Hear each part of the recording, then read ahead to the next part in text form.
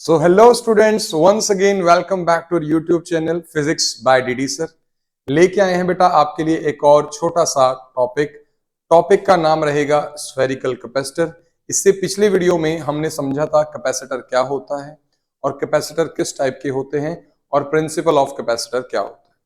तो जब हमने टाइप्स ऑफ कैपेसिटर करा, डिपेंडिंग अपॉन देयर शेप आपके सिलेबस में जो कैपेसिटर रहेगा, एक रहेगा स्फेरिकल कैपेसिटर और दूसरा रहेगा पैरेलल प्लेट कैपेसिटर। जिसमें से पैरेलल प्लेट कैपेसिटर आपको काफी डिटेल में स्टडी करना है और कुछ बेसिक सी बातें आपको स्फेरिकल कैपेसिटर के साथ समझनी है। इतनी बात समझ में आई? तो आज जो हम अपना टॉपिक स्टार्ट करेंगे बेटा वो रहेगा स्फेरिकल कैपेसिटर। देखो कैपेसिटर में हमेशा क्या होता है बेटा, दो प्लेट्स हम मानते हैं, एक प्लेट पर पॉजिटिव चार्ज दूसरे पर नेगेटिव चार्ज, तो हम उसको कैपेसिटर बोलते हैं। लेकिन हमने पिछली वीडियोस में ये भी समझा था कि एक सिंगल कंडक्टर को भी हम कैपेसिटर एज्यूम कर सकते हैं, जिसमें हम एज्यूम करेंगे कि जो उसकी दूसरी प्लेट है या दूसरा कंडक्टर है वो इन्फिनिटी डिस्टेंस पे है। देखो पैरेलल प्लेट कैपेसिटर में दो कंडक्टर्स होते हैं, दोनों नजदीक होते हैं, दोनों एक दूसरे के पैरेलल होते हैं, तो एक कंप्लीट सेटअप ऑफ कैपेसिटर है जहां पर आपको कैपेसिटेंस अच्छा मिलता है। तो हमने पिछले वीडियोस में पढ़ा था कि जब आपके पास एक सिंगल कंडक्टर है, फॉर एग्जांपल आपके पास कोई कंडक्टिंग शेल है, मेटल का शेल है, तो आप उसको चार्ज दोगे तो वो क्या करेगा, उस चार्ज को स्टोर करेगा। लेकिन ड्रॉबैक ये था कि सिंगल कंडक्टर ज्यादा अमाउंट ऑफ चार्ज को स्टोर नहीं कर सकता क्योंकि उसका पोटेंशियल मैक्सिमम हो जाता है। तो इस तरीके से आपको ये समझना चाहिए कि कैपेसिटर सबसे बेहतर वही होगा जहां पर दो प्लेट्स या दो कंडक्टर का इस्तेमाल हो। तो अगर मैं बात करता हूं स्फेरिकल कैपेसिटर की, तो स्फेरिकल कैपेसिटेंस का मतलब सिर्फ एक ही है कि आपके पास एक स्फेयर है जिसको हम क्या दे रहे हैं बेटा, चार्ज दे रहे हैं। अब उसका कैपेसिटेंस इतना ज्यादा नहीं होगा, क्यों? क्योंकि वो एक सिंगल कंडक्टर है। ये बातें हमने पिछले वीडियोस में बहुत अच्छे तरीके से समझी। अगर मैं डेरिवेशन कर रहा हूं स्फेरिकल कैपेसिटर की या मैं स्टडी कर रहा हूं स्फेरिकल कैपेसिटर को, तो इसमें आपको ध्यान रखना है कि हम यहाँ पर अजम्पशन लेंगे कि जो दूसरा कंडक्टर है वो कितने डिस्टेंस पर है, इनफिनाइट डिस्टेंस पे है। तो इतनी बात समझ में आई? तो करते हैं बेटा हमारा टॉपिक स्टार्ट, यानी कि स्फेरिकल कैपेसिटर। यहाँ पे आपको सबसे पहले एक आइसोलेटेड यानी कि अकेला स्फेरिकल कंडक्टर लेना होगा जिसका कुछ रेडियस आर होगा। तो वो हम स्टार्ट करते हैं। तो मैं सबसे पहले लेता हूं एक स्फेयर। इस स्फेयर का बेटा जो भी रेडियस होगा वो मैं कितना मान लेता हूं, आर। इस स्फेयर का जो रेडियस है बेटा वो कितना है, आर रेडियस का ये स्फेयर है। ठीक है, यानी ये कुछ नहीं, आपके पास एक स्फेरिकल शेल है या एक स्फेयर है, मेटेलिक स्फेयर है।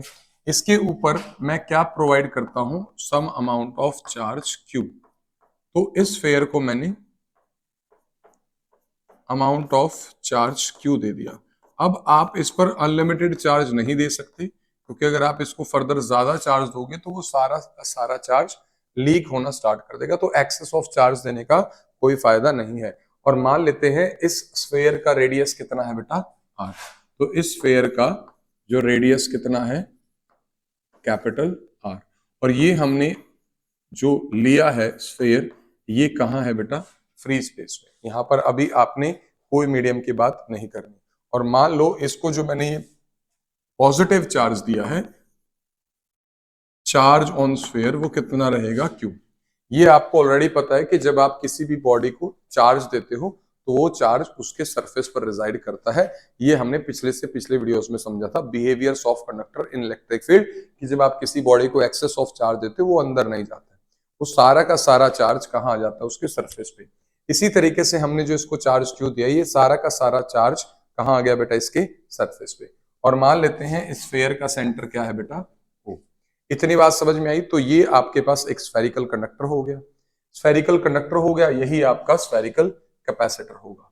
इतनी बात समझ में आई? अब मेरे को क्या निकालना है, इस स्फेरिकल कैपेसिटर का कैपेसिटेंस क्या होता है। इतनी बात समझ में आई? तो सबसे पहले आपको बेसिक फॉर्मूला पता होगा कैपेसिटेंस का। बेसिक फॉर्मूला क्या होता है, Q बाय V। ठीक है बेटा, ये हमने ऑलरेडी करा है कि बेसिक फॉर्मूला कितना होता है, Q बाय V। तो Q हमने दे रखा है, V यानी कि पोटेंशियल निकालना है। V क्या है, पोटेंशियल। अगर मैं पोटेंशियल की वैल्यू कैलकुलेट कर सकता हूं यहां पर, on the surface of conductor, on the surface of conductor, या फिर स्फेरिकल सरफेस या स्फेरिकल कंडक्टर। तो आपको वैल्यू कैपेसिटेंस की पता चल जाएगी। अब देखो ये चीजें हमने ऑलरेडी कर रखी हैं कि potential due to a sphere on its surface कितना होता है, potential due to a charged spheres on its surface किससे इक्वल होता है, के क्यू बाय आर। इतनी बात आपको पता होगी, के का मतलब 1/4πε0 होता है और क्यू का मतलब amount of charge on that sphere और आर क्या होता है बेटा, रेडियस ऑफ दैट स्फीयर। और यहाँ पर हम ये भी पढ़ते थे कि पोटेंशियल इसके सरफेस पे इस तरीके से है, मानो मानो कि सारा चार्ज कहाँ रखा है, सेंटर पे। ये हम ऑलरेडी पोटेंशियल की चैप्टर में स्टडी कर चुके हैं। So this is the amount of potential जो हम ऑलरेडी स्टडी कर चुके हैं कि कितना अमाउंट ऑफ पोटेंशियल बनता है। तो V का फॉर्मूला क्या आ जाएगा, K as it is, Q कितना है आपका स्मॉल q और इसका रेडियस कितना है कैपिटल R। तो आपको कुछ भी नहीं करना डेरिवेशन में, ये V की वैल्यू आप कहां पुट कर दोगे, इन इक्वेशन नंबर 1। तो पुट करेंगे value of V in equation number, तो क्या आएगा बेटा, C एज इट इज आ गया, Q एज इट इज आ गया और V का फॉर्मूला यहां से आप पुट कर दो, कितना आएगा, KQ बाय में R कहां आ गया।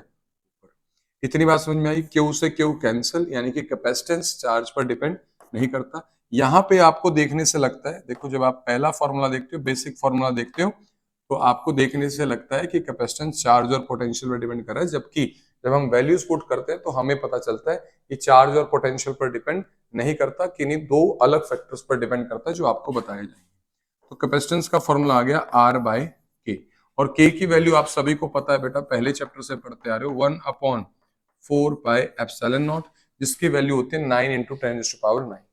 तो जब मैं यहाँ पर k की वैल्यू पुट करूंगा तो r मेरे पास एज इट इज आ गया और k की वैल्यू क्या है, 1/4πε। ये आपका डिनोमिनेटर में है, रेसिप्रोकल होके ऊपर चला जाएगा। तो आपके पास जो कैपेसिटेंस आया बेटा वो कितना आया, 4πε0r। So this is the capacitance of a spherical capacitor. इतनी बात समझ में आई। ना तो इस फॉर्मूले में Q आ रहा है, ना ही इस फॉर्मूले में V आ रहा है। इतनी बात समझ में आई। तो कैपेसिटेंस आपका चार्ज और पोटेंशियल पर डिपेंड नहीं करता, दो चीजों पर डिपेंड करता है। पहली चीज क्या है, कैपेसिटेंस ऑफ किसी भी कैपेसिटर की बात करें, कैपेसिटेंस ऑफ एनी कैपेसिटर, किसी भी कैपेसिटेंस, किसी भी टाइप का कैपेसिटर हो, उसका कैपेसिटेंस हमेशा दो ही चीजों पर डिपेंड करता है। Capacitance depends upon two factors, depends upon two factors जो आपको फॉर्मूले में दिख रहे हैं। पहला क्या है, आर, यानी कि इस केस में क्या है, radius of sphere. Radius of sphere यानी कि जो भी आपने स्फीयर लिया है या स्फेरिकल कंडक्टर लिया है, इसका रेडियस जितना ज्यादा होगा, इस स्फीयर का रेडियस जितना ज्यादा होगा, उतनी ज्यादा इस कंडक्टर की या इस कैपेसिटर की चार्ज करने की चार्ज को स्टोर करने की एबिलिटी होगी। और दूसरा एप्सिलॉन नॉट है। एप्सिलॉन नॉट इसलिए है क्योंकि मैंने स्टार्टिंग में बताया था कि हमने अज्यूम करा है ये कंडक्टर कहां पर, फ्री स्पेस में। फ्री स्पेस में है तो हम क्या सिंबल यूज करते हैं, एप्सिलॉन नॉट। इसका मतलब क्या बेटा, absolute permittivity of free space. अगर मैं इस कैपेसिटर को फ्री स्पेस की बजाय किसी मीडियम में रखता तो कैपेसिटेंस की वैल्यू कुछ और आती। वो आपको पता है किस तरीके से काम करता है। तो ये डिपेंड करता है दूसरी चीज, किस चीज पर, medium in which capacitor is placed, medium in which conductors are placed, या कंडक्टर सिंगल है तो conductor is placed. So these are the two factors on which capacitance depends upon. अगर ये बात कर रहे हैं स्फेरिकल कैपेसिटर की तो डिपेंड कर रहा है उसके रेडियस पे। अगर कोई और कैपेसिटर हम करेंगे तो इसका मतलब है वो डिपेंड कर रहा है size and dimensions, size and dimensions of plate या ऑफ कंडक्टर, और वहां पर भी मीडियम पर डिपेंड करता है। इतनी बात समझ में आई। जब मैं कहता हूं कि C का फॉर्मूला, यहां पर जब आप देखते हैं तो आपको दिख रहा है कि C का फॉर्मूला Q/V है, तो पहला थॉट यही आएगा कि C की जो वैल्यू है वो Q पर डायरेक्टली डिपेंड कर रही है और पोटेंशियल पर इनवर्सली, जबकि ऐसा नहीं होता है। इसको हम समझने की कोशिश करेंगे। जैसे फॉर एग्जांपल C का फॉर्मूला क्या है, Q/V। यहाँ पर जो कैपेसिटेंस का फॉर्मूला है, कितना चार्ज है जो हमने दिया है, और V मतलब उसका पोटेंशियल कितना रेज हुआ है, कितने वोल्ट रेज हुआ है। समझते हैं। अगर मैं इसी कंडक्टर में जो Q दे रहा हूं, वो Q को मैं क्या कर दूं, डबल कर दूं। चार्ज जो मैं दे रहा हूं इसको, उसको मैं क्या कर दूं, डबल कर दूं। अगर मैं इसको चार्ज डबल करूंगा ना बेटा, तो वहां पे क्या होगा, जो पोटेंशियल है वो ऑटोमेटिकली क्या हो जाएगा, डबल हो जाएगा। इतनी बात समझ में आई। आप इसको जितना चार्ज देते हो उतना इसका पोटेंशियल बढ़ता है। देखो बेटा, आप इसको जितना चार्ज दोगे उतना इसका पोटेंशियल रेज होगा। तो अगर मैं किसी तरीके से कहता हूं कि कोई भी कैपेसिटर आ गया, इसमें सभी कैपेसिटर्स आ गए, चाहे वो स्फेरिकल कैपेसिटर है, चाहे वो आपका पैरेलल प्लेट कैपेसिटर है, वो आपका क्यू और वी पर डिपेंड नहीं करता, दो ही चीजों पर डिपेंड करता है। आपको बता दिया, nature of the medium in which the capacitor is used, और दूसरा क्या है आपका साइज एंड डायमेंशंस, इस केस में उसका रेडियस है। तो बात कंटिन्यू करते हैं। अगर मैं चार्ज को डबल करता हूं तो ऑटोमेटिकली वी भी क्या हो जाएगा, डबल। तो जो सी का फॉर्मूला क्या था, क्यू बाय वी, तो नया कैपेसिटेंस क्या होएगा, नया चार्ज यानी Q dash by V dash. और क्यू डैश क्या है, डबल कर दिया यानी कि 2 टाइम्स ऑफ क्यू हो गया। लेकिन आपको ये पता होना चाहिए, जब आप चार्ज को डबल कर रहे हो तो उसका पोटेंशियल भी ऑटोमेटिकली डबल, तो ये क्या हो जाएगा, 2 टाइम्स ऑफ वी। सो 2 से 2 कैंसिल, तो जो नया कैपेसिटेंस आया वो कितना आया, क्यू बाय वी। और जो ओरिजिनल कैपेसिटेंस था वो भी कितना है, क्यू बाय वी। तो ये भी आपको समझना होगा कि चार्ज पर डिपेंड नहीं करता, क्योंकि चार्ज को डबल करोगे पोटेंशियल डबल होगा, चार्ज को 3 गुना बढ़ाने की कोशिश करोगे तो पोटेंशियल भी साथ साथ 3 टाइम्स बढ़ जाएगा। और ये बात हर कैपेसिटर के लिए वैलिड है कि क्यू और वी पर डिपेंड नहीं करता। जैसे कि जब हम आगे पढ़ेंगे बेटा एक पैरेलल प्लेट कैपेसिटर, वहां पर भी आपको देखने को मिलेगा पैरेलल प्लेट कैपेसिटर। तो पैरेलल प्लेट कैपेसिटेंस का जो फॉर्मूला आता है वो आता है A epsilon naught by t. A क्या होता है, एरिया ऑफ प्लेट यानी कि साइज और डायमेंशन की बात आ गई। डी क्या होता है, डिस्टेंस बिटवीन प्लेट्स यानी कि दोनों की बात आ गई। और यहाँ पर क्या है, मीडियम की बात आ गई। तो जब आप यहाँ पर देखोगे, यहाँ पर भी क्यू और वी का डेरिवेशन में या कैपेसिटेंस को कैलकुलेट जब हम फाइनली कैलकुलेट करते हैं तो वहां पर क्यू और वी का कोई रोल नहीं होता। तो ये बात आपको बहुत ध्यान से समझनी है। अब बात करते हैं हमारे पास जो हमने टॉपिक किया, अभी हमने करा कि जो कैपेसिटेंस का फॉर्मूला आ रहा है फॉर अ स्फेरिकल कैपेसिटेंस, वो कितना आ रहा है, 4 पाई एप्सिलॉन नॉट आर। तो सिंपल सा फॉर्मूला है, ज्यादा इसमें कुछ है नहीं। अब यहाँ पर कुछ इंपॉर्टेंट बातें हम समझेंगे। अब मैंने आपको एक चीज बताई थी कि अगर आपके पास एक सिंगल कंडक्टर है तो उसकी कैपेसिटी इतनी ज्यादा नहीं होती। अगर आपके पास सिंगल कंडक्टर है, जैसे एक स्फेयर है, तो इसकी कैपेसिटी इतनी ज्यादा नहीं होती। क्यों नहीं होती, वो हमने पिछले वीडियोस में स्टडी करा था। ठीक है बेटा। अब मैं कैलकुलेट कर लेता हूं कि मान लेता हूं कि मेरे पास क्या है बेटा, एक स्फेयर है। मान लो मेरे पास क्या, एक स्फेयर है जिसका रेडियस कितना है, 1 मीटर। बहुत बड़ा स्फेयर होता है प्रैक्टिकल लाइफ में अगर देखो तो 1 मीटर, यानी कि इतना बड़ा मेरे पास एक मेटल का स्फेयर है। उसकी कैपेसिटी अगर मेरे को कैलकुलेट करनी है तो वो कैलकुलेट करके देख लेते हैं, तो आपको पता चल जाएगा कितना चार्ज या कितनी इसकी कैपेसिटी है। तो कैपेसिटेंस का फॉर्मूला क्या है for a spherical capacitor, 4 pi epsilon naught multiplied by R. तो 4 pi epsilon naught multiply by radius कितना है, 1। तो मेरे पास कैपेसिटेंस कितना आ गया, 4 पाई एप्सिलॉन नॉट। मेरे को 4 पाई एप्सिलॉन नॉट की वैल्यू पता है, नहीं पता, लेकिन 1/4 पाई एप्सिलॉन नॉट की वैल्यू कितनी होती है, 9 इंटू 10⁻9। तो यहाँ पर क्या आएगा, 1/9 इंटू 10⁻9। जब इस वैल्यू को सॉल्व करते हैं, देखो इसको 1 को 10 बना देता हूँ। 10 कैसे बनेगा, ऊपर भी 10 से मल्टीप्लाई कर दो, 10 आ गया, और नीचे वाली टर्म को भी 10 से मल्टीप्लाई कर दो। ठीक है, तो इस तरीके से हो जाएगा। तो ये हो जाएगा 10/9 जो अप्रोक्सीमेटली 1.1 होगा, और नीचे क्या बच गया बेटा, 10⁻10। तो मेरे पास जो कैपेसिटेंस आया वो आया 1.1 इंटू 10⁻−10 फैरेड। 1.1 into 10⁻−10 farad. अब ये देख लो माइक्रो से भी छोटा हो रहा है। तो आप समझ रहे हो कि यानी कि ये जो कैपेसिटेंस है बहुत कम है भाई, बहुत ज्यादा कम है ये कैपेसिटेंस। अब ये जो कैपेसिटेंस की वैल्यू है 10⁻−10 फैरेड आ रही है। तो आप समझ सकते हो कि इतना बड़ा स्फेयर जिसको हम प्रैक्टिकली यूज भी नहीं कर सकते, तो जो बहुत छोटा स्फेयर होगा जो हम किसी सर्किट में लगाएंगे तो उसकी तो वैल्यू और ज्यादा क्या हो जाएगी, कम हो जाएगी। इसलिए हम कभी भी स्फेरिकल कंडक्टर का या स्फेरिकल कैपेसिटर का इस्तेमाल नहीं कर सकते। इतनी बात समझ में आई। तो इस तरीके से आपको यहाँ पर क्लियरली दिख रहा है कि जो कैपेसिटेंस की वैल्यू आई है बेटा वो क्या आई है, बहुत कम आई है। क्यों, इसीलिए हम ये वाला कैपेसिटेंस ज्यादा इस्तेमाल नहीं करते, क्योंकि स्फेरिकल कंडक्टर या स्फेरिकल कैपेसिटेंस इतना कैपेसिटी उसकी नहीं होती।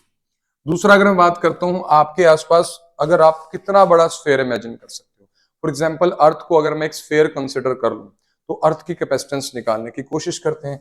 अर्थ आप सबको पता है, अर्थ का जो रेडियस है बेटा, अर्थ का स्फेरिकल शेप अगर मैं एज्यूम करूं, जो रेडियस ऑफ अर्थ है, रेडियस ऑफ अर्थ है वो होता है 6400 किलोमीटर। किलोमीटर में है तो इसको मीटर में करेंगे, 6400 इंटू 1000 मीटर।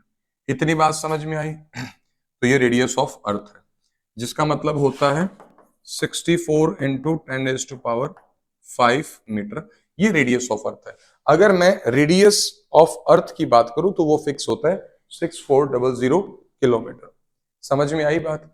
अगर मैं इतना बड़ा स्फेयर का कैपेसिटेंस निकालने की कोशिश करता हूं तो देखते हैं क्या आंसर आता है। तो कैपेसिटेंस का फॉर्मूला है 4πε0 r। यहां पर मैं रेडियस ऑफ अर्थ पुट करूंगा। 4πε0 r की वैल्यू कितनी है? 1/4πε0 की वैल्यू कितनी होती है? 9 × 10⁹ उसका रेसिप्रोकल है तो नीचे आएगा 9 × 10⁹ और रेडियस ऑफ अर्थ कितना है? 64 × 10⁵। जब मैं इसको सॉल्व करूंगा तो बेटा मेरा आंसर आएगा 711 × 10⁻⁻6 फैराड।